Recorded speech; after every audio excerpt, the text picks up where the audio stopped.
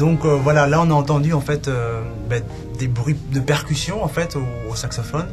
En fait, c'est pas des bruits de clés comme on pourrait le penser, mais c'est fait en fait, c'est une technique qu'on appelle le slap. Le slap, c'est en fait une technique qui permet de faire rebondir l'anche dans la bouche, et ça permet un son percussif comme ça.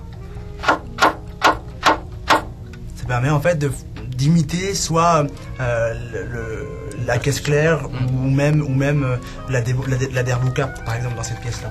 En fait, ce qui est très peut-être pour commencer quand on est saxophoniste, c'est toujours un peu difficile. Donc en fait on prend une hanche et on essaye de faire une espèce de ventouse avec la langue, donc un peu comme ça. On peut entendre. Alors en fait il faut trouver le petit creux dans la langue qui permet de toucher l'anche et de l'aspirer. En fait ça aspire un petit peu l'anche, et une fois qu'on a trouvé un peu ce kick, on essaye de le mettre sur le bec comme ça. On peut même carrément prendre le bec.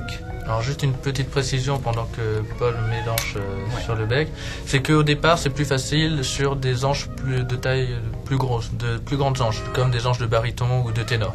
Au début c'est plus facile, c'est plus simple pour s'entraîner. Là au soprano, au saxophone soprano, c'est vrai que c'est une anche plus petite, donc ça rebondit moins, mais on a besoin d'une anche très souple. La grande select classique par exemple nous permet ça, une souplesse qui nous permet de vraiment assouplir et faire ventouse. Et puis une fois qu'on a compris ça, on le met dans la bouche, comme ça. Voilà. Et ça, en fait, ça permet là, évidemment, c'est tout petit, mais quand on rajoute le corps et le saxophone, ça fait de la résonance. Et puis ça donne ça. Voilà, et on peut faire des notes avec une résonance. Donc ça, on peut faire de la percussion avec du sax.